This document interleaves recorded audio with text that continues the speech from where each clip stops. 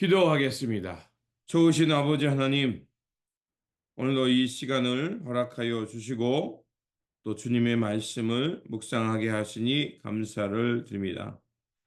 현실이 어렵고 답답하다 할지라도 이 어두운 가운데 역사하시는 하나님의 그 선한 역사가 있음을 믿음의 눈으로 발견하게 하시고 그 말씀을 굳게 붙들고 오늘도 묵묵히 살아가는 저희들 되게 하여 주옵소서. 말씀으로 나아갑니다. 성령님 도와주셔서 오늘도 생명이 되는 말씀을 깨닫게 하여 주옵소서. 우리 구주 예수 그리스도 이름으로 기도드립니다. 아멘. 오늘 우리에게 주신 말씀은 하박국 1장 12절에서 2장 1절입니다. 주님께서는 옛날부터 계시지 않으셨습니까? 나의 하나님, 나의 거룩하신 주님, 우리는 죽지 않을 것입니다. 주님께서는 우리를 심판하시려고 그를 일으키셨습니다. 반석이신 주님께서는 우리를 벌하시려고 그를 채찍으로 삼으셨습니다.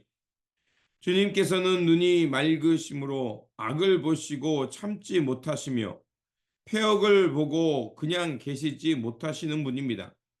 그런데 어찌하여 배신자들을 보고만 계십니까? 악한 민족이 착한 백성을 삼키어도 조용히만 계십니까? 주님께서 백성을 바다의 고기처럼 만드시고 다스리는 자가 없는 바다 피조물처럼 만드시니 악한 대적이 낚시로 백성을 모두 낚아 올리며 그물로 백성을 사로잡아 올리며 쟁이로 끌어올리고 좋아서 날뜁니다. 그러므로 그는 그 그물 덕분에 넉넉히 살게 되고 기름진 것을 먹게 되었다고 하면서 그물에다가 고사를 지내고 쟁이르에다가 향을 살라 바칩니다. 그가 그물을 떨고 나서 곧이어 무자비하게 뭇 백성을 죽이는데 그가 이렇게 해도 되는 것입니까? 내가 초소 위에 올라가서 서겠다. 망대 위에 올라가서 나의 자리를 지키겠다. 주님께서 나에게 무엇이라고 말씀하실지 기다려 보겠다. 내가 호소하는 것에 대하여 주님께서 어떻게 대답하실지를 기다려 보겠다. 아멘. 오늘 본문 말씀은 하박국 선지자가 현실을 보면서 그 하나님의 그 심판에 대해서 다시 한번 부르짖는 말씀입니다. 바벨론 군대를 통해서 하나님께서는 유다의 패역함을 심판하시겠다고 말씀하셨습니다. 하지만 하박국 선지자는 다시 한번 하나님께 불평합니다. 왜냐하면 하나님께서 이것이 하나님의 심판이라고 말씀하셨지만 바벨론의 횡포는 끝을 모르고 달려가기 때문에 그렇습니다. 그래서 하박국 선지자는 하나님께서 거룩하셔서 악을 참아 보지 못하시고 악인을 반드시 심판하시는 분인데 어찌하여 유다보다 더 악한 바벨론에 대해서 하나님은 침묵하시는지 질문하고 있는 겁니다. 악인이 자기보다 의로운 자를 삼키는 것에 대해서 어찌하여 하나님께서 용인하고 있는지 항의하고 있는 겁니다. 그래서 하박국 선지자는 하나님께 다시 한번 통회하며 기도합니다. 악한 자들을 제거하고 하나님의 공의와 사랑, 평화가 유다 땅에 임하기를 부르짖고 있는 겁니다. 바벨론 군대는 유다 백성들을 바다의 어족과 같이 취급하면서 그 유다 백성에게 악을 행하고 있는 겁니다. 그 바벨론 군대는 그 수탈하면서 그 마치 자신들이 그 그물을 가지고서 많은 물고기를 차지한 것처럼 기뻐한다고 있다는 겁니다.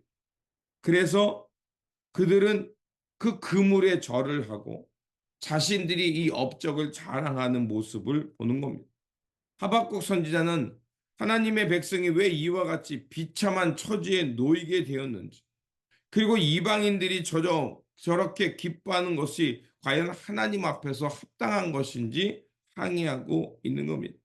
그래서 하나님은 항의하는 하박국 선지자에게 바벨론 제국을 통하여 유다 심판은 잠시 동안이며 바벨론 또한 하나님의 심판에서 자유할 수 없다는 것을 그에게 말씀합니다. 그러면서 하박국 선지자는 하나님께서 불의한 바벨론을 어떻게 심판하실 것인지 기다려 보겠다고 말합니다. 그래서 2절에 이렇게 말합니다. 내가 초소 위에 올라가서 서겠다. 망대 위에 올라가서 나의 자리를 지키겠다. 주님께서 나에게 무엇이라고 말씀하실지 기다려 보겠다.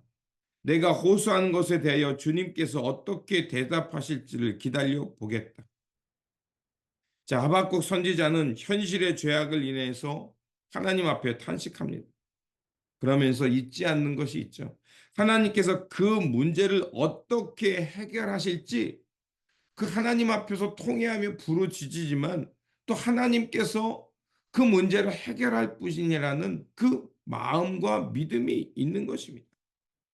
이는 현실이 아무리 어둡고 답답하다 할지라도 하나님께서 이 역사의 주관자라는 믿음이 있는 것이고, 이러한 하박국 선지자의 이 말은 결국 우리가 어두운 때를 어떤 마음으로 살아가야 하는지 우리에게 가르쳐 주고 있습니다. 아무리 현실이 답답하고 어둡다 할지라도, 그래서 불의가 인해서 의인이 애매히 고통받는 현실이 있다 할지라도, 그래서 하나님께서 도저히 왜 침묵하는지 알 수 없다 할지라도 분명한 것은 하나님께서 이 역사의 주관자이시고 틀림없이 하나님께서 하나님의 의를 이루실 거라는 그 보이지 않는 희미한 소망이지만 그것을 붙들어야 한다는 것입니다.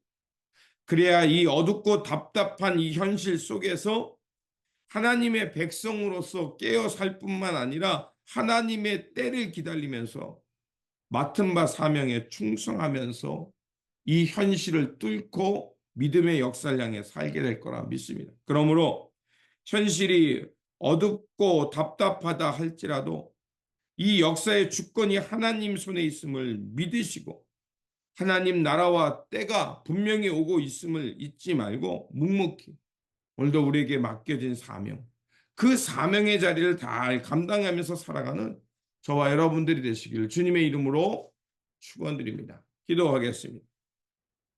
어둠을 뚫고 역사하시는 하나님, 하박국 선지자의 부르짐을 통해서 그 시대의 아픔을 봅니다.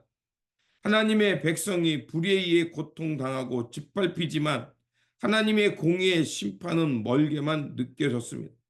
그럼에도 하박국 선지자는 하나님을 신뢰하며 주님 앞에서 그 답을 찾으려고 그는 통회하며 기도하고 있습니다. 주님, 우리도 현실에 어둡고 답답한 일이 있지만 불평만 하지 말게 하시고 주님께 나아가 기도하면서 주님의 때를 기다리면서 주님께서 맡겨진 사명을 잘 감당할 수 있도록 도와주시옵소서. 주님의 날이 오고 있음을 알게 하여 주시고 현실이 이해가 되지 않는다 하여도 믿음의 눈으로 하나님의 그 역사를 발견하게 하시고 오늘도 우리에게 맡겨진 그 삶의 자리에서 사명을 잘 감당하며 말씀 위에 굳게 서서 하나님의 나라를 향해 살아가는 주님 앞에서 깨어있는 성도, 역사의 의식을 갖고 살아가는 믿음의 성도들 되게 하여 주옵소서. 우리 구주 예수 그리스도 이름으로 기도드립니다. 아멘.